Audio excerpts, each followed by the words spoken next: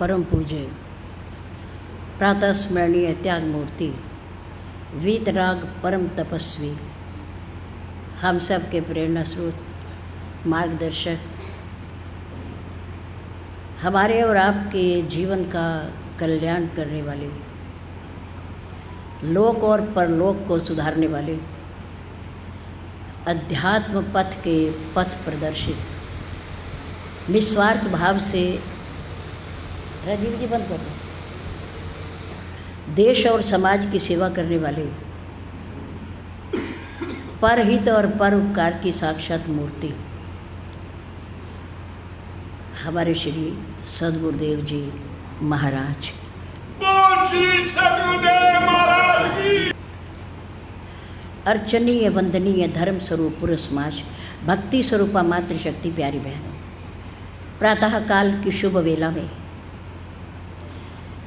श्री शिव मंदिर के प्रांगण में परम पूज्य गुरुदेव जी के चरणार विंद में परमपिता परमात्मा को साक्षी मानते हुए अपने अपने पैरों की चौकड़ी लगाकर बैठते हुए, शरीर को सीधा रखते हुए, मन को अपने पास लाते हुए, चित्त वृत्ति को एकाग्र करके बैठते हुए, किसी भी प्रकार की हलचल को रोकते हुए, चेहरे को मंच की ओर रखते हुए, आंखें खोल करके बैठते हुए, शांति का दान देते हुए, समय का सदुपयोग करते हुए धर्म की चर्चा, जीवन सुधार की चर्चा, प्रभु की पवित्र पावनी चर्चा कहने और सुनने का प्रयास कीजिए। धन्यवाद।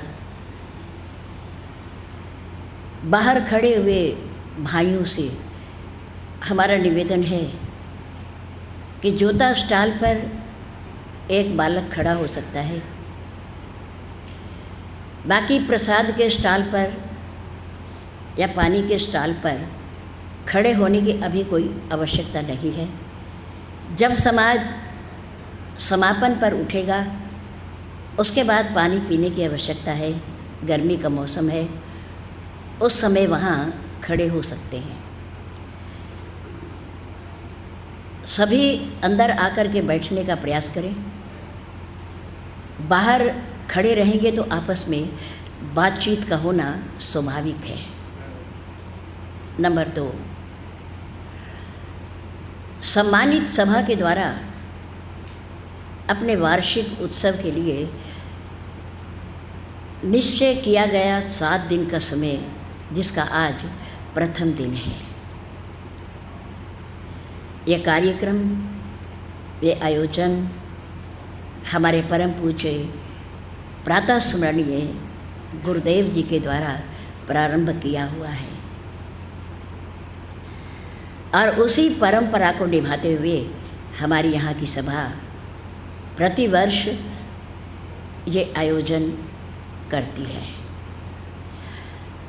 अब इस स्थान पर एक कार्यक्रम और होने लगा है जिसमें विद्वानों को आमंत्रित किया जाता है और हमें धर्म लाभ से लाभान्वित करने का प्रयास किया जा रहा है।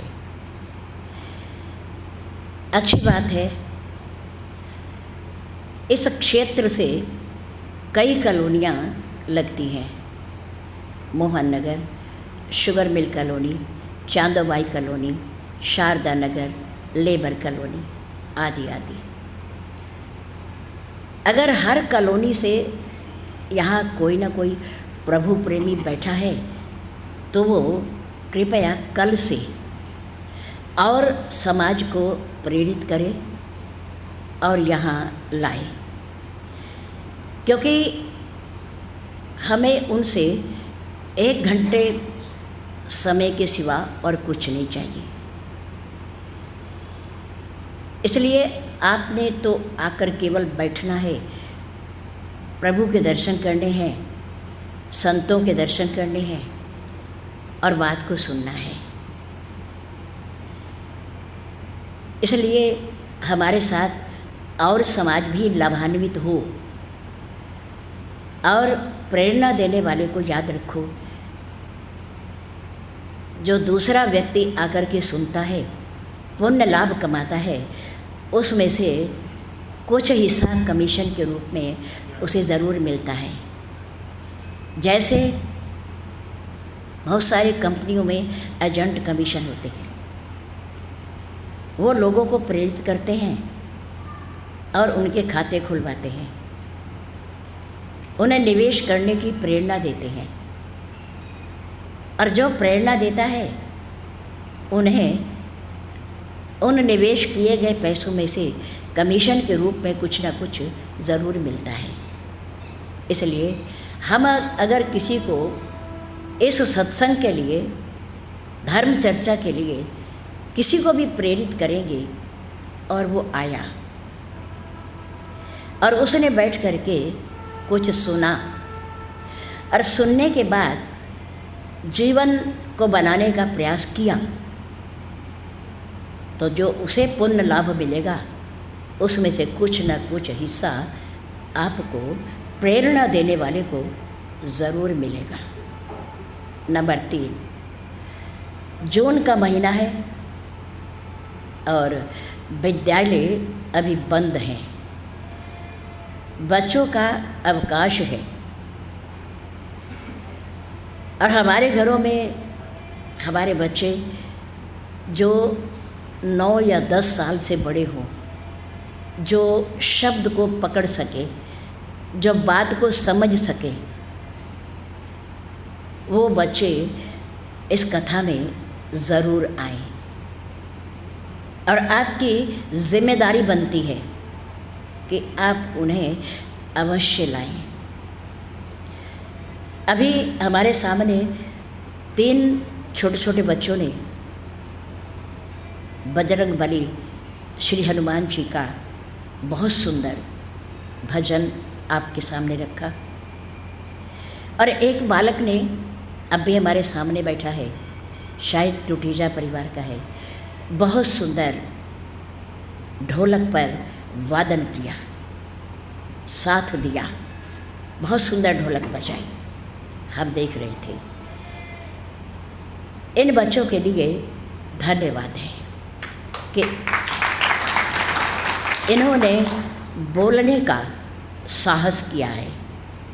समाज के सामने पहले तो बोलने की हिम्मत जुटानी पड़ती है, फिर बैठकर बोलना पड़ता है, फिर ये ध्यान रखना पड़ता है कि हमारे से कोई अनुचित शब्द ना निकल जाए, हम गलत ना बोल बैठें, हमारे से गलती ना हो जाए, इस बात का भी ध्यान रखना पड़ता है। बहुत हिम्मत की बात होती है। हमारे प्रिय शुभम जी टूटेजा और पारस टूटेजा और मनोज टूटेजा और भी उनके साथी जो यहाँ भजन कीर्तन करते हैं, वो प्रातःकाल 8 बजे से पूर्व आकर यहाँ कार्यक्रम का शुभारंभ करेंगे और हमें ये ध्वनि प्रसारण यंत्र हमें सड़क तक नहीं लगाना, हमें दूसरों को नहीं सुनाना। जितने हम लोग अपना समय लेकर के यहाँ आए हैं, बैठे हैं मंदिर के प्रांगण में, उतने लोग ही सुन सकें, ऐसा प्रयास सभा के द्वारा होना चाहिए। सड़क तक या इस आंगन से बाहर आवाज़ नहीं जानी चाहिए। किसी को डिस्टर्ब हो, किसी के काम में कोई बाधा आए, किसी का मन विचलित हो, क्या फ़ायदा।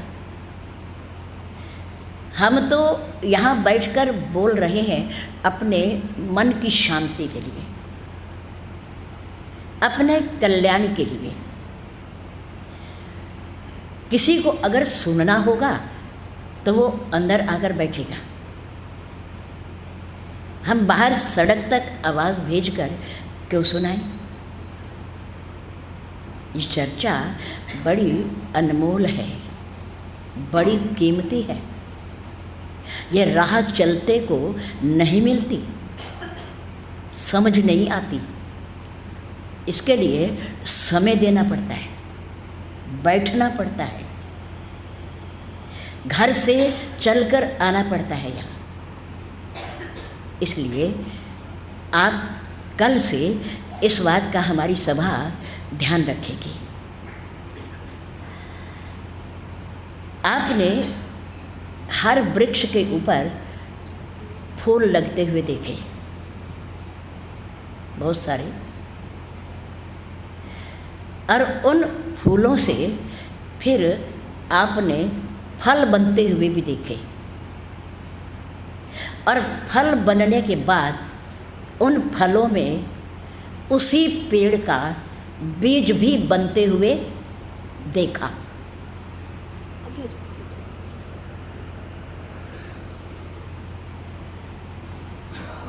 वृक्षों पर फूल आए, फूलों से फल बना, और फलों के अंदर उसी वृक्ष का क्या होता है?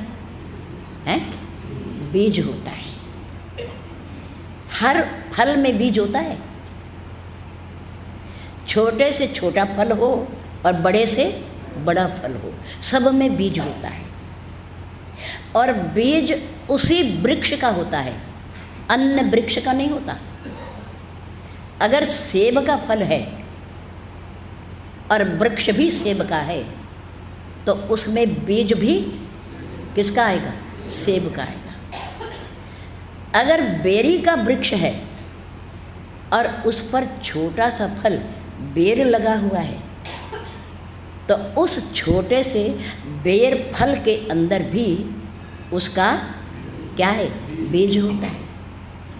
बीज होता है। हर फल के अंदर बीज होता है। क्यों? ऐसा क्यों? ऐसा प्रकृति का नियम क्यों? इसलिए कि वृक्ष अपने फल के अंदर अपने ही अनुरूप बीज छोड़ता है, ताकि उसका नाम उस दुनिया में हमेशा के लिए बना रहे और वृक्ष उगते रहें, फल देते रहें, उनकी जाति समाप्त ना हो, उनका परिवार समाप्त ना हो। ठीक इसी प्रकार से हमारा नाम भी दुनिया में बना रहे, हम भी जिंदा रहें, इसके लिए हम भी अपने परिवारों के, अपने बच्चों को, अपने कर्णधारों को, अपने परिवार रूपी वृक्ष के फलों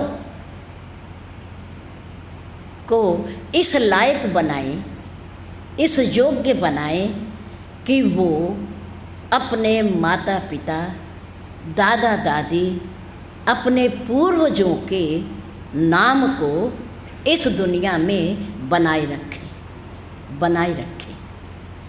ये हमारे परिवार रूपी वृक्ष के बीज हैं। क्या है ये? बीज हैं। इनसे हमारा नाम बनता है, हमारे परिवार का नाम बनता है, हमारे पूर्वजों का नाम ऊपर उठता है, हमारी जाति बनती है इन बच्चे रूपी बीजों के द्वारा। ये फल हैं, हमारे परिवार रूपी वृक्ष के फल हैं ये। इसलिए इन्हें बनाइए, इन्हें संवारिए, इन्हें संस्कारित कीजिए। जून के महीने में धन्यवाद का पात्र है ये सहारनपुर। इस समय बहुत सारे मंदिरों में, तीर्थों में, मंदिर हमारे तीर्थ हैं, हमारे भगवान का पूजनीय स्थान होते हैं, दर्शनीय होते हैं। हर मंदिर में परिवार के बच्चों को बुलाया गया है, किसी में 50, किसी में 100, किसी में 20, किसी में 30। हर मंदिर में बच्चे बैठ करके संस्कार सीख रहे हैं। ये आज के युग की मांग है कि हमारे बच्चे संस्कारित हो। हम अपनी जाति को, धर्म को जिंदा रखना चाहते हैं तो हमारे बच्चों को संस्कारवान होना पड़ेगा, संस्कारित होना पड़ेगा। आपके इस पंत विहार पवित्र स्थान पर भी 3 दिन का सूक्ष्म रूप से 3 दिन का 8, 9, 10 जून को ग्रीष्मकालीन संस्कारों की पाठशाला शिविर लगा। उसमें करीब 75 से 80 बच्चे, हमारे परिवारों के बच्चों ने भाग लिया। केवल बालिकाओं ने, बालकों ने नहीं, केवल बालिकाओं ने। बालकों से अधिक बालिकाओं को सुशिक्षित करना ज़रूरी है। क्यों? क्योंकि ये हमारे घरों की गृह मंत्री हैं। कौन है? गृह मंत्री। हमारे देश के प्रधानमंत्री के बाद सबसे नंबर 1 राष्ट्रपति, उसके बाद प्रधानमंत्री, उसके बाद गृह मंत्री। बहुत विशेष जिम्मेदारी वाली पोस्ट है, जिम्मेदारी वाली। तो हमारे परिवार भी एक देश है अलग से। इसमें राष्ट्रपति घर का स्वामी होता है, राष्ट्रपति घर का स्वामी होता है, और लक्ष्मी इस घर की धर्मपत्नी गृह मंत्री होती है। बहुत जिम्मेदारी वाली पोस्ट। सारे घर का प्रबंध कौन करता है? माँ करती है, धर्मपत्नी करती है, लक्ष्मी करती है। यदि वो संस्कारित है, धर्मपरायणा है, संस्कारित है, सत्संगी है, परमात्मा से प्रेम करने वाली है, तो वो घर एक घर नहीं, वो घर एक मंदिर है, जहाँ एक दूसरे की मानने वाले, हाँ में हाँ मिलाने वाले, बैठ करके सुख दुख को बांटने वाले, जितना परमात्मा ने दिया है उसमें गुजारा करने वाले, मिलकर बैठकर बांटकर खा लेने वाले 4 या 5 प्राणी रहते हैं। वो घर किसी तीर्थ से कम नहीं होता, वो तीर्थ है।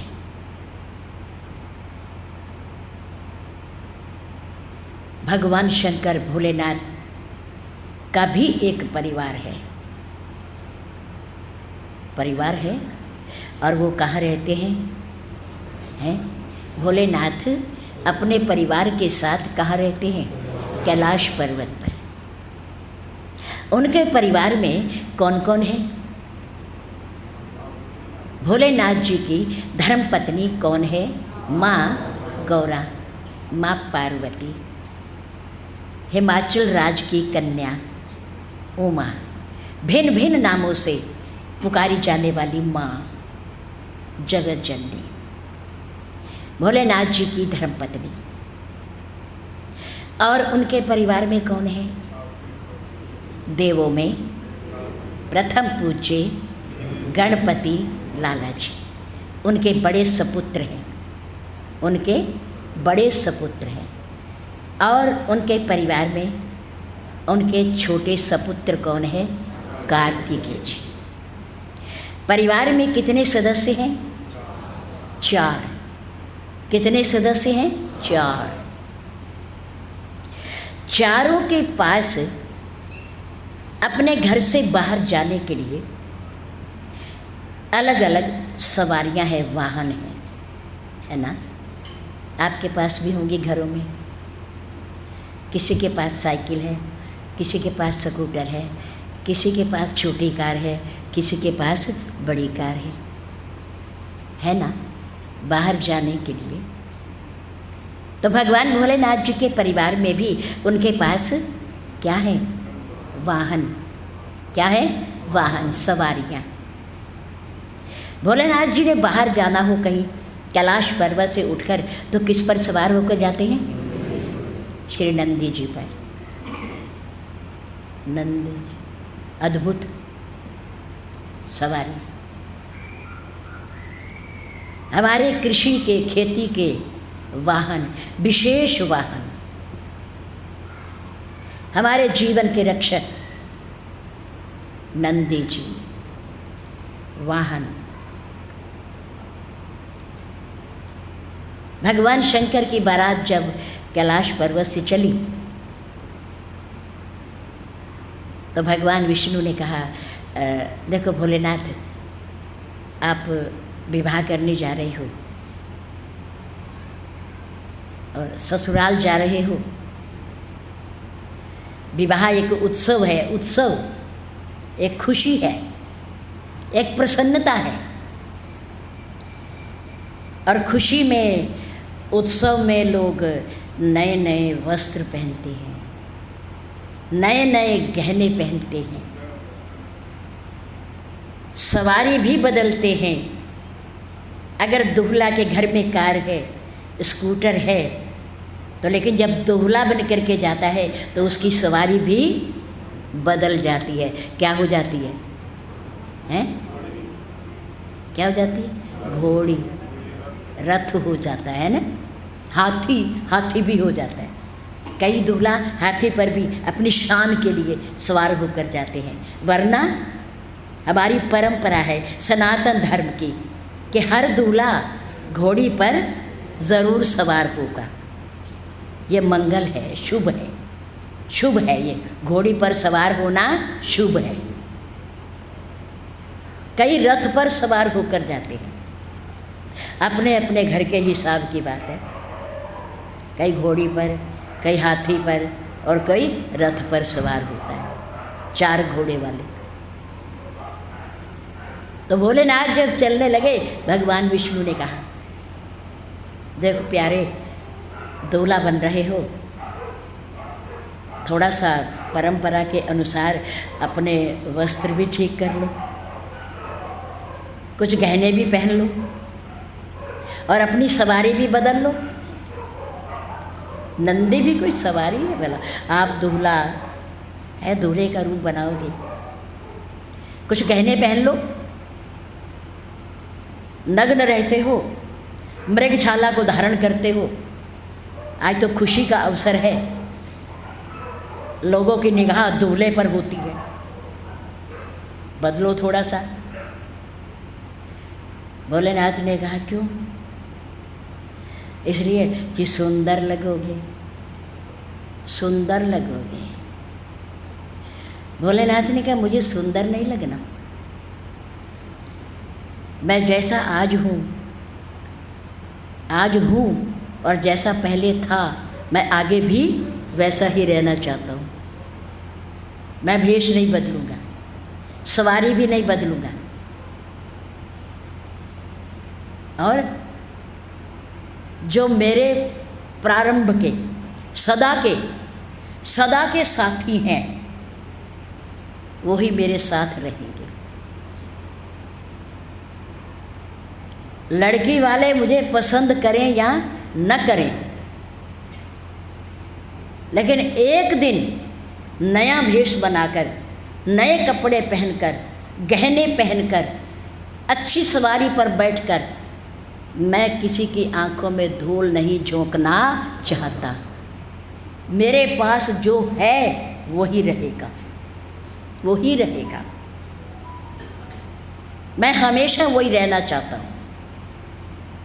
मैं स्वरूप नहीं बदलूँगा, वस्त्र भी नहीं बदलूँगा, सवारी भी नहीं बदलूँगा। और मेरे सिर पर अगर मुकुट रहेगा तो बनावटी नहीं, सोने का नहीं, सांपों का रहेगा। मेरी जटाओं पर सांप रहेंगे, मेरे हाथों में कंगन रहेंगे तो सांप रहेंगे, मेरे गले में माला रहेगी तो सांप रहेंगे, सांपों की माला होगी, मेरे पैरों में आभूषण होगा तो सांपों का होगा, क्योंकि इनका और मेरा सदा का साथ है, सदा का साथ है। मैं इन्हें अपने से अलग नहीं करना चाहता। उसी वेश में भोलेनाथ गए, स्वागत हो गया, जलपान हो गया।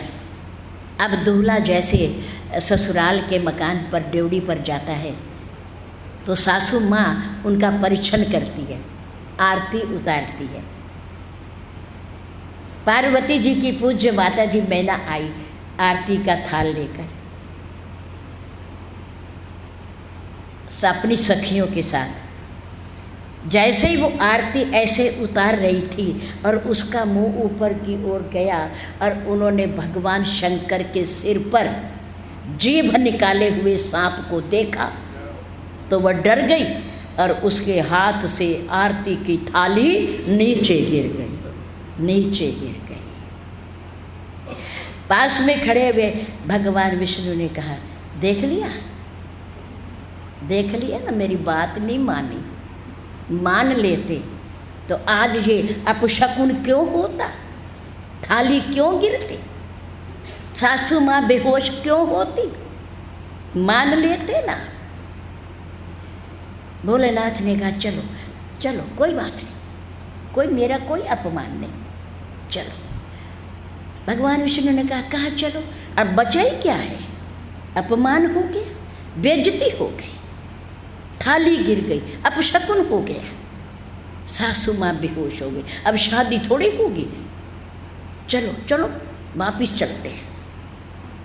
भोलेनाथ ने कहा, नहीं वापिस नहीं चलते, और चलो वहाँ टेंट लगा है ना जहाँ बारात का स्वागत हुआ, जनवासा, जहाँ सब मेहमान बैठे हैं वहाँ बैठते हैं।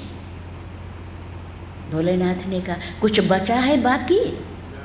भगवान विष्णु बोले, बचा है कुछ बाकी और करवाने को, अब चलो, अब कुछ नहीं होने वाला।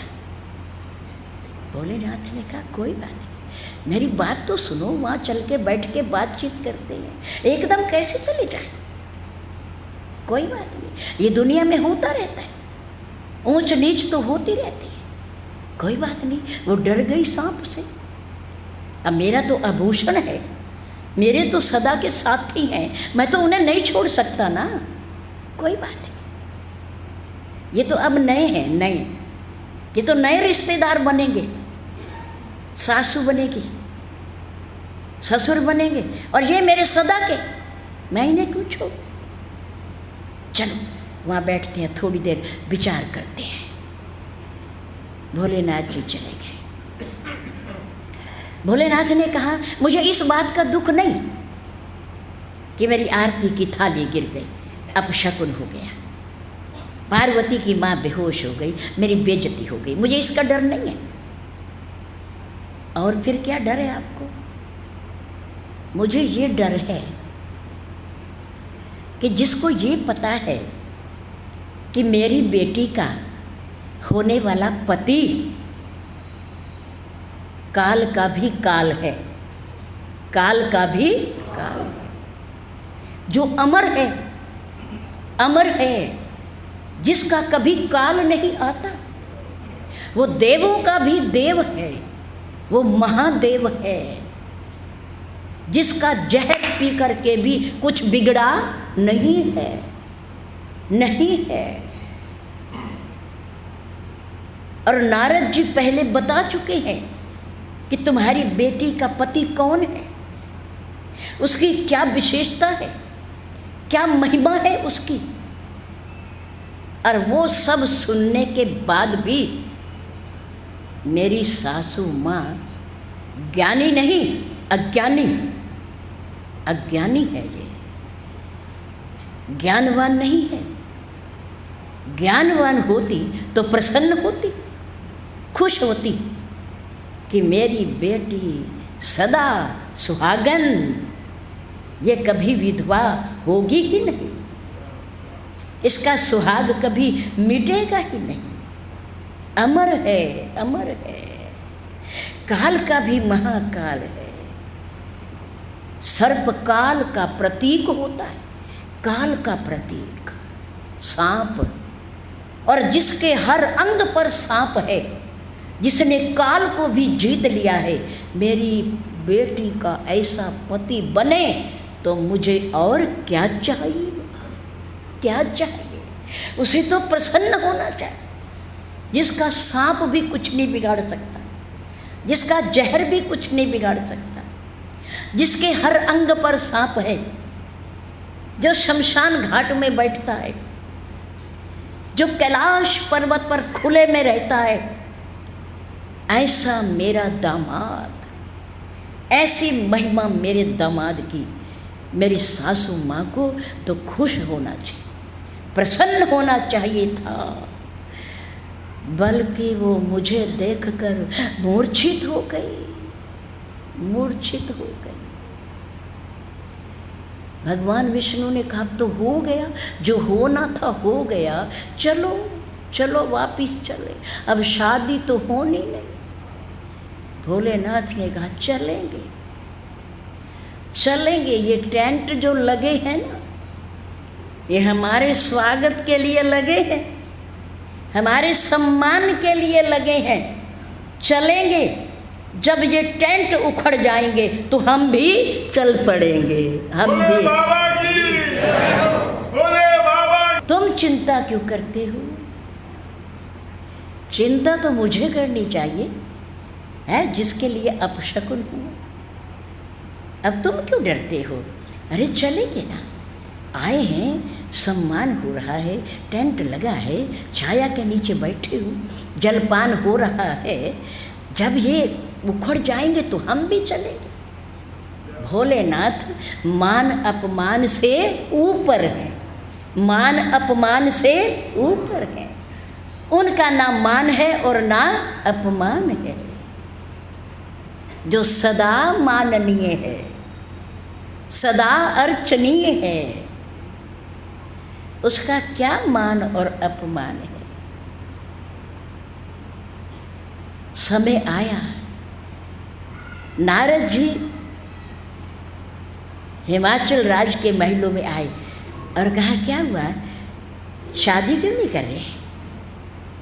बहना ने कहा ऐसे ऐसे अमंगल भेष वाले, ऐसे नगन जटाधारी, शरीर पर सांपों को लपेटे हुए, जहरीले, दूर से फुंकार मारते, डराते हैं दूसरों को, ऐसे भिखारी के साथ, जिसका कोने घर है न दर है, बेटी दे दो। नारद जी, बेटी को गोदी में बिठाकर पानी में छलांग लगा दूंगी, मर जाऊंगी, पर ऐसे अमंगल भेष वाले के साथ बेटी का विवाह नहीं करूंगी। नारद मुनि ने समझाया, देखो तुम्हारी बेटी कोई साधारण कन्या नहीं, ये पहले जन्म में प्रजापति दक्ष की कन्या थी, ब्रह्मा जी की पोती थी, शक्ति है शक्ति, और अपने पति देव का कहना न मानने के कारण, राम पर संशय होने के कारण, उनकी परीक्षा लेने के कारण, भोलेनाथ जी के द्वारा त्याग कर देने के बाद सती ने अपने शरीर का भी त्याग कर दिया और फिर अपनी भावना के अनुसार पुनः पति के रूप में किसको प्राप्त करने के लिए? भोलेनाथ जी को।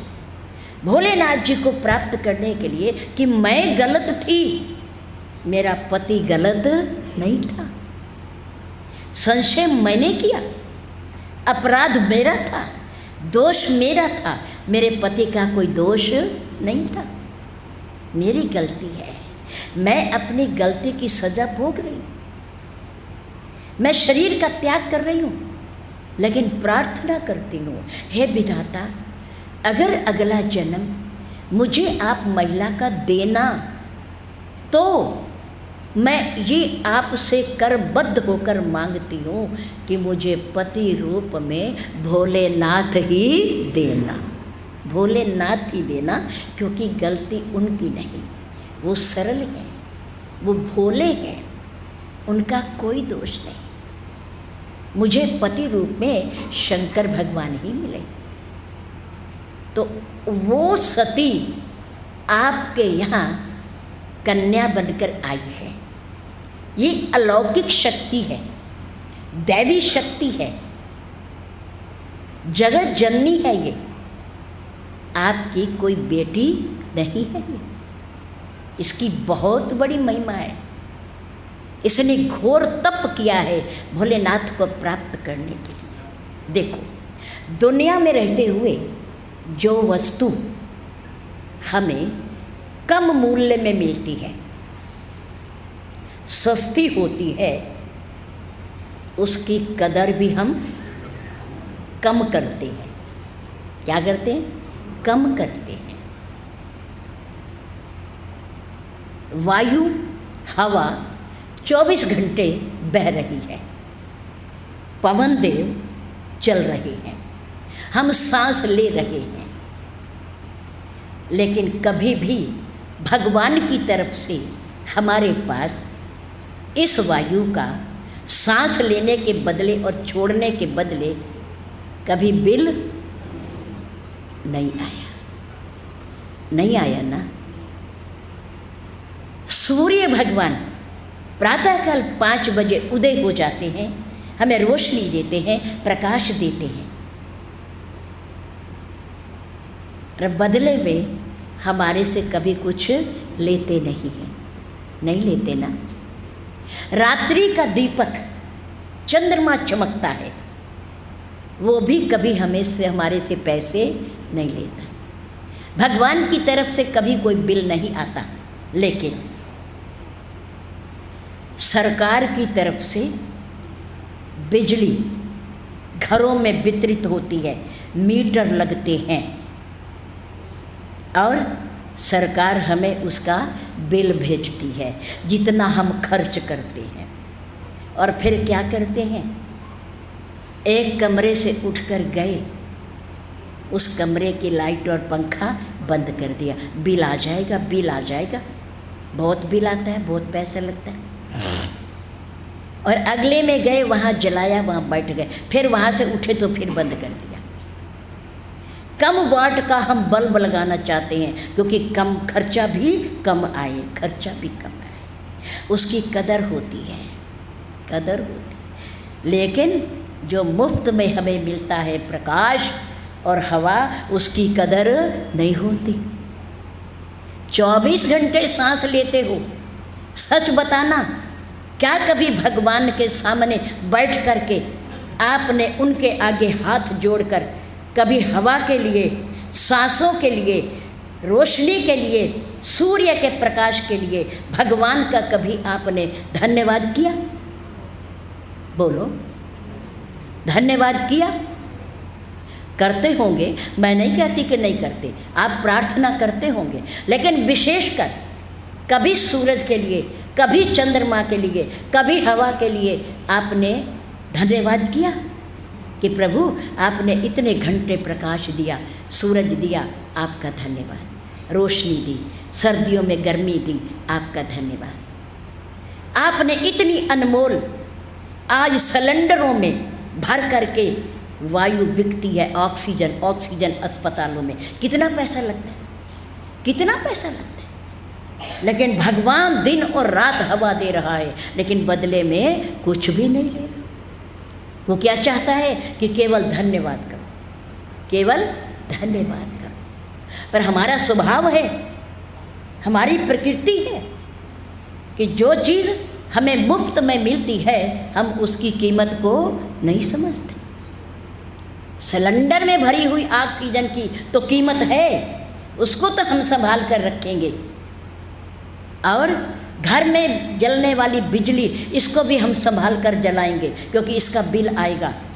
लेकिन परमात्मा की दी हुई हवा और रोशनी का कोई मूल्य नहीं है, उसका हम धन्यवाद भी नहीं करते क्योंकि बेमोल मिल रही है, बिना कीमत के मिल रही है। क्या धन्यवाद, क्या कदर है हमारे सामने। नमक बहुत सस्ता है, अब तो थैलियों में, पैकेटों में भर के मिलता है, पहले बोरियों में मिलता था। सबसे सस्ती चीज़ है नमक, उसकी बोरियां दुकान के बाहर, और बादाम और मेवे, घी और तेल के कनस्तर अंदर अंदर। क्यों? क्योंकि वो महंगे हैं, उनकी कदर है, पर नमक की कोई कदर ही नहीं है। जल धरती से मिल रहा है, नलका लगाओ, कोई मूल्य नहीं, कोई फीस नहीं। अगर सरकार टंकी बना के हमारे घरों में भेजेगी तो हमारे से बिल लेगी। मिलता तो वो भी धरती से ही है। सरकार तो केवल टंकी बनाती है, बस ट्यूबवेल लगा के पानी भरती है उसके लिए भी मुफ्त। लेकिन टंकी में जो खर्च हुआ और घरों में भेजने से जो खर्च हुआ, उसका बिल हमारे से लेती है। लेकिन भगवान ना कभी जल का, ना वायु का, ना प्रकाश का कभी हमारे से बिल नहीं लेता, पर हम फिर भी उसकी कदर नहीं करते। जहाँ 1 बाल्टी पानी चाहिए हम 2 बहा देते हैं, जहाँ 2 चाहिए वहाँ हम 4 बहा देते हैं। पहले लोग पानी को निशुल्क वितरण करते थे, जानते हो ना? इतिहास में हमने भी पढ़ा, आपने भी पढ़ा। राजा लोग पशुओं के लिए तालाब बनवाते थे हैं, और मनुष्यों के लिए, हम आप लोगों के लिए कुएं खुदवाते थे। राजा लोग पानी के लिए कुएं खुदवाते थे, तालाब खुदवाते थे, ताकि पानी मुफ्त में मिले, पानी मुफ्त में मिले। आज पानी मिलता है, छोटी सी बोतल में भर के मिलता है, और पता नहीं कब का मिलता है, और पैसे देने पड़ते हैं बदले में। पर भगवान को कुछ भी नहीं देना पड़ता, उसका केवल धन्यवाद। क्या करें? केवल धन्यवाद। जो चीज़ सस्ती मिले उसकी कदर नहीं, और जो वस्तु महंगी है उसको हम छिपा के रखते हैं, उसकी कदर भी करते हैं, उसकी कीमत समझते हैं। सती को जब दक्ष की कन्या थी तो भोलेनाथ जी पति के रूप में बड़ी आसानी से प्राप्त हो गए। भगवान विष्णु ने कहा, देखो दक्ष, तुमने अपनी 7 कन्या अलग अलग महापुरुषों को, ऋषियों को, विद्वानों को विवाह दी। अब 1 कन्या आप भगवान शंकर को भी दे दो, उनका घर आबाद हो जाएगा, घर बन जाएगा। तो 1 कन्या उनके कहने से उन्होंने सती नाम की कन्या भगवान भोलेनाथ को दे दी। बड़ी आसानी से सती ने पति को प्राप्त कर लिया। जितनी आसानी से पति को प्राप्त किया, सती ने संशय के द्वारा अपने पति पर विश्वास न करके उतनी आसानी से उन्हें खो भी दिया, उन्हें खो भी दिया। पाया भी आसानी से और खोया भी आसानी से। लेकिन दूसरे जन्म में हिमाचल राज के यहाँ जब पार्वती के रूप में पैदा हुई, जन्म लिया, उस समय कई वर्षों तक घोर तपस्या, दिन में 1 बार भोजन, 1 बार का भोजन छूट गया केवल जल का आधार, जल भी छूट गया केवल पेड़ों से गिरे हुए पत्तों का आहार, वो भी छूट गया केवल हवा का आधार, वायु का आधार लेकर के उन्होंने तप किया, बहुत कठिन कठिन तप किया। और कठिन तप करने के बाद भोलेनाथ जी को फिर पति रूप में प्राप्त किया, और वो पति प्राप्त किए हुए आज तक भी कैलाश पर्वत पर उनके पास हैं, क्योंकि अब सम्मान है। माँ पार्वती ने कहा, भोलेनाथ स्वामी, अब मुझे राम पर संशय नहीं है और ना राम की कथा पर कोई संशय है। अब मुझे राम कथा पर रुचि मन माही। अब राम की कथा के प्रति मेरी रुचि है, मेरी इच्छा है, मेरा हृदय का प्रेम है। मैं चाहती हूँ, मेरी जिज्ञासा है कि आप मुझे राम की महिमा सुनाइए। अब वाम अंग में बैठी है माँ पार्वती और श्री रामचरितमानस की पवित्र कथा सुन रही हैं, और आज तक उन्हें खोया नहीं है। पति पत्नी दोनों बैठे हैं, खुले में बैठे हैं, खुले आसमान में, बिना घर के बैठे हैं। तो उनके पास वाहन है। भगवान भोलेनाथ का वाहन क्या है? नंदी जी। श्री रामेश्वरम जी आप गए हो? हैं? किसी ने दर्शन किए?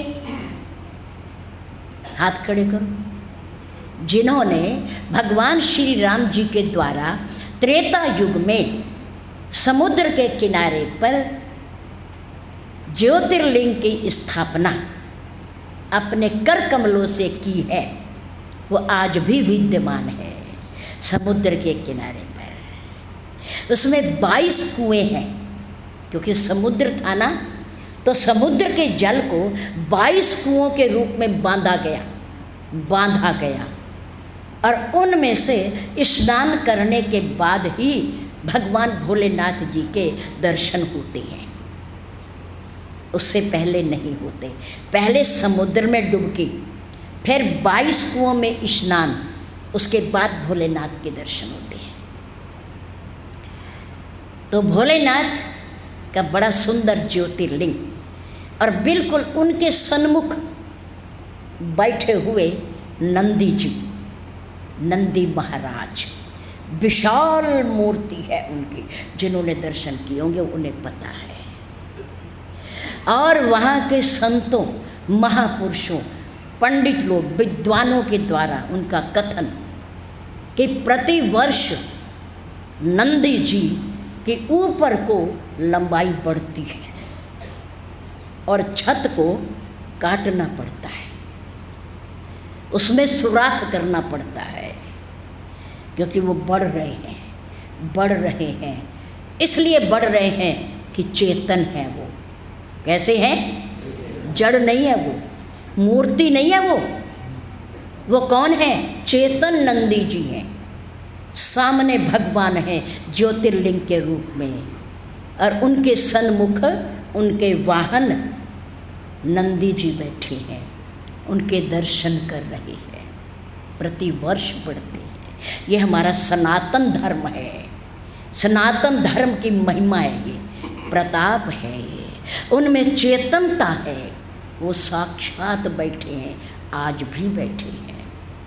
उनका वाहन है नंदी जी, और उनके संग में वाम अंग में कौन बैठी हैं? माँ पार्वती बैठी हैं। उनका वाहन कौन है?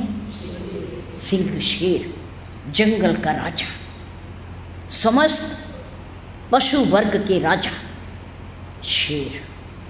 देवी का वाहन क्या होता है? शेर होता है, जंगल का राजा, मृगराज बैठा है। देवों में प्रथम पूज्य गणपति देव जी के वाहन कौन है? मूषक राज। कौन है? चूहा ना कहा करो, चूहा तो हमारे और आपके घरों में जो घूमते हैं ना, वो कौन है? वो चूहे हैं, वो चूहा है। वो चूहा नहीं है, वो मूषक राज है। क्या है वो? मूषक राज है। उनका आकार मूषक जैसा है, पर मूषकों के राजा हैं, मूषकों के राजा हैं, उनका वाहन है। और कार्तिकेय खड़ानन 6 मुख वाले, उनका वाहन कौन है? मोर है। मोर पक्षी है। मोर क्या है? पक्षी है। हमारा राष्ट्र पक्षी कौन है? मोर। सुंदरता का प्रतीक है, कई रंग है उसके अंदर। जब बादलों में बिजली चमकती है, शीतल मौसम होता है, तो मोर अपने पंखों को फैला लेता है, नाचता है, प्रसन्न होता है। आज़ाद जंगल में घूमने वाला पक्षी मोर है। वाहन नंदी जी बैठे हैं, सिंह महाराज बैठे हैं, मृगराज बैठे हैं, मूषक राज बैठे हैं और मयूर मोर बैठे हैं। 4 प्रकार के वाहन हैं। और भगवान शंकर के शरीर पर कौन है? सांप। कौन है? सांप। 5 प्रकार के प्राणी हो गए वहाँ, 5 प्रकार के सांप, नंदी जी, सिंह, शेर, मृगराज, मूषकराज और मयूर। कितने प्रकार के? 5 प्रकार के। 5 प्रकार के। और पांचों एक दूसरे के दुश्मन, एक दूसरे के दुश्मन। माँ की सवारी मृगराज, जंगल का राजा, उसका आधिपत्य है सबके ऊपर, वो किसी को भी भक्षण कर सकता है। नंदी जी को भी भक्षण कर सकता है, चूहों को भी खा सकता है, बहुत छोटा जानवर। मोर को भी खा सकता है, जंगल में रहने वाला राजा है वो, राजा। मोर बैठा है, मोर सांपों को खा जाता है। एक दूसरे के विरोधी, एक दूसरे का भोजन, पर फिर भी मेरे भोलेनाथ का घर का अनुशासन ऐसा है कि सारे एक ही आंगन में रहते हैं, वहीं खाते पीते हैं, वहीं उठते बैठते हैं, सोते जगते हैं, लेकिन कभी किसी को हानि पहुंचाने का सवाल ही नहीं। सवाल बड़े प्रेम से, बड़े प्यार से ने कहा, देखो भले ही एक दूसरे का भोजन है, पर इनको नहीं खाना, प्रेम से रहना है, प्यार से रहना है, एक दूसरे से तो दुश्मनी नहीं करनी, आपस में बैठ के बातचीत करो, दुख सुख बांटो, खाओ पियो, कोई कमी नहीं है, लेकिन किसी पर हमला नहीं करना, किसी को कष्ट नहीं पहुंचाना। शांत वातावरण है। आपने कभी उस परिवार में दुर्घटना नहीं सुनी होगी, लड़ाई नहीं सुनी होगी, अलगाव नहीं सुना होगा कि वो छोड़ के चला गया, वो रूठ के भाग गया, वो किसी के ऊपर किसी ने हमला कर दिया, खाने के लिए प्रहार कर दिया। आपने नहीं सुना होगा, शिव पुराण में नहीं पढ़ा होगा, आपने नहीं पढ़ा ना। चारों पांचों के पांचों बड़े शांत वातावरण में बैठे रहते हैं, कथा को सुनते रहते हैं, भोलेनाथ के अनुशासन को मानते हैं, इसलिए वो एक सुखी परिवार है। क्या है वो? एक सुखी परिवार है, एक तीर्थ है, एक मंदिर है, इसलिए हम उनके दर्शन करते हैं, उन्हें अपने मंदिरों में स्थापित करते हैं, उनकी पूजा करते हैं, क्योंकि वो घर एक मंदिर है, वो स्वर्ग से भी बढ़कर है, स्वर्ग से भी, जहाँ कभी किसी का झगड़ा नहीं होता, तो मैं नहीं होती, लड़ाई नहीं होती, ईर्ष्या द्वेष नहीं है, प्रेम है, सौहार्द है, एक दूसरे की भावना को समझते हैं, सहायता करते हैं। वो घर घर नहीं होता, वो घर एक मंदिर होता है। वो पूजा स्थल है, उसे किसी और की पूजा करने की जरूरत नहीं। ऐसे भोलेनाथ, ऐसे हमारे शिव कल्याणकारी, सत्यम शिवम सुंदरम। सत्य ही शिव है, शिव ही सत्य है, सुंदर ही शिव है और शिव ही सुंदर है। ऐसे भोलेनाथ जी के पवित्र मंदिर के प्रांगण में बैठकर उनके परिवार से शिक्षा लेंगे, क्योंकि हम भी गृहस्थी हैं, हम भी परिवार वाले हैं, हम भी बच्चे वाले हैं। हमारे भी परिवार में अलग अलग भावनाओं वाले सदस्य हो सकते हैं, अलग अलग विचारों वाले हो सकते हैं। अलग अलग विचारों वाले होके भी सामंजस्य एक होना बहुत ज़रूरी है, जुड़ना बहुत ज़रूरी है।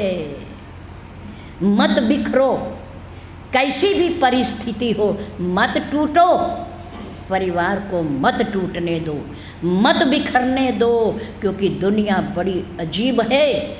टूटे हुए मकानों की ईंटें तक उठा के ले जाती हैं, बनाती नहीं, जोड़ती नहीं, बल्कि ये तो फिर नया ही बनाएगा, इसे भी उठा लो, मिट्टी भी उठा लो, ईंटें भी उठा लो।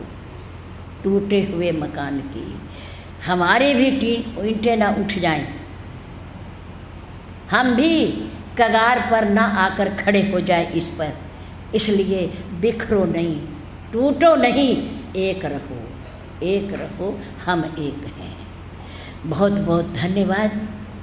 अगली चर्चा कल। बोल श्री सद्गुरुदेव महाराज की जय। सभी बैठकर इनाम